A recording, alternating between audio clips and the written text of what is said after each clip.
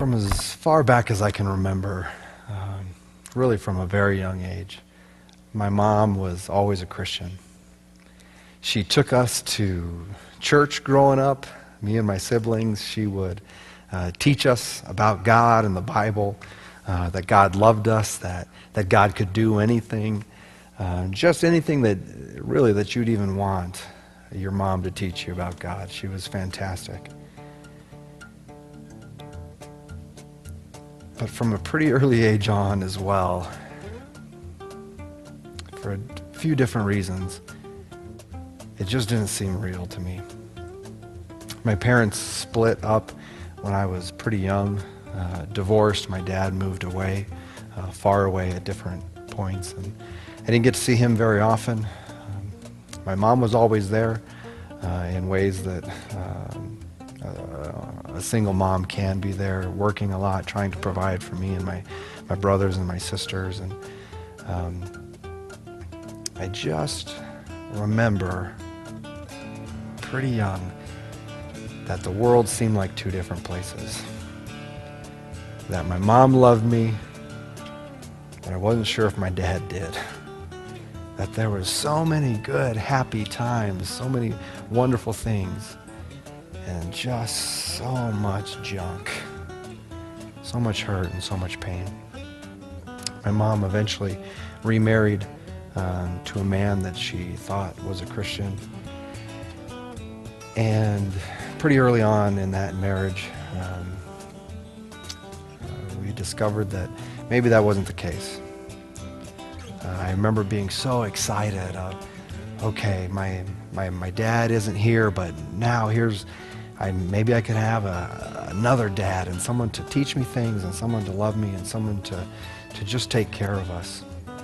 And that turned out not to be the case. This man was abusive to my sister and I in particular, would drink and do drugs and just fly off the handle at a moment's notice. I can remember as a young boy just being terrified most of the time.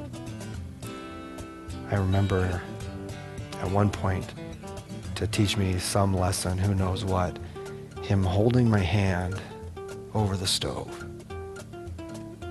And just the pain and the smell, I can still remember the smell. I remember just being black and blue at different times, just so much pain at such a young age. And throughout all of that, we would go to church and I would hear about God. And I just remember the questions always in the back of my head of, where is he? Why is he not here? Does he not care? And I can remember one night sneaking out of the house and just laying on the grass in my backyard and looking up at the stars and thinking that maybe God was out there listening and just praying, closing my eyes and with all my heart, asking God to kill my stepdad. Asking God to kill me. Asking God to do anything to stop this hurt and this pain of the world that I lived in. And not hearing a thing. And getting back up, tears in my eyes, and wandering back in and going to bed. And that moment always stuck with me of why wouldn't God speak to me? And we kept going to church and I kept hearing about God and I kept learning. I just was a sponge that would take it all in, and I could and did often win Bible trivia challenges, and I knew all the answers and I could tell you all the stories. And at the end of the day, it didn't mean anything to me because they were just stories. I was a pretty good kid, but I was already starting to hang out with some of the wrong crowd, and I looked up to my older brother so much, and I'd try to hang out with him as much as I could and his buddies, and just getting involved in some silly things.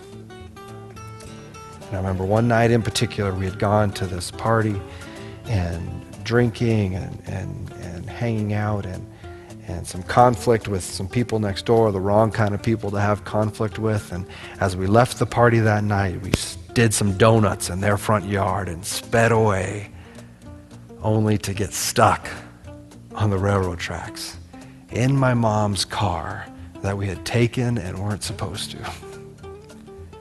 And sure enough, here come the wrong kind of people to get into a conflict with, and definitely the wrong kind of people to do donuts in their yard.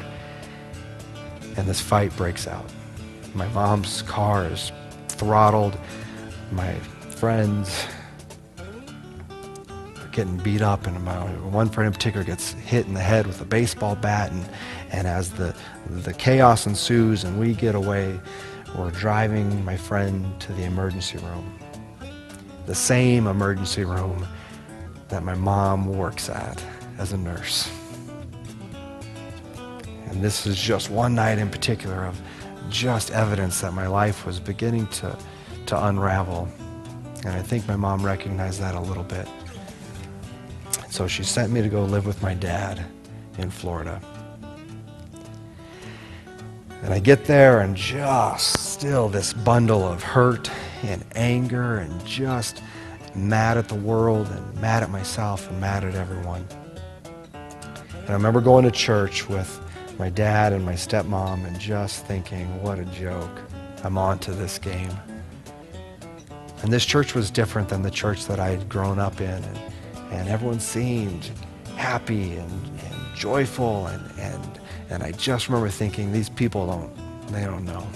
They don't have the problems that I have. And I remember one night in particular, I was in the back of the church, in the last row as far as I could get away from what was happening. And this preacher was up front. And she was talking about God and blah, blah, blah. I didn't care. And I'm just sitting in the back so angry. When she starts speaking to people and looking out and telling people these things about their life and telling these people that God had something specific to say to them. I remember perking up a little bit and paying attention, and she was just saying these things that no one could know, and telling these people things that no one could know, and saying that God wants you to know, that God hears you. And I remember just thinking and praying. I tuned out, and I just remember thinking, God, could you speak to me? And I remembered years before laying out on that grass, looking up at the stars and not hearing anything. And I remember praying, God, I have so many questions, and I need so many answers. And I lost track of time in this last row of this church until I feel this tap on my shoulder. And I open my eyes and I look up to see this preacher who had been up there before on the stage, had now found her way back. The service was still going on, and here she was standing next to me, no one noticing, tapping me on the shoulder. She looks at me and says, God told me to come back here and tell you that he hears your prayers and he's answering them. And that was it. And that was enough. That was all I needed. The idea that God could hear this young boy in the back of a church so full of anger and hate, and that God would speak, changed my life forever. It wasn't long after that I accepted Christ into my heart, and that I recognized that he had been trying to speak to me all along. and that I hadn't heard him for many reasons. Often because my own hurt and my own anger and the rage inside of me clouded my judgment and plugged my ears. And when God spoke into my life, changed it forever, changed me to this day. I have an amazing wife. I have a beautiful son. I've got another son on the way. All because God saved me and continues to save me from myself. The idea that God speaks. My name is Jonathan Lewis, and I am second.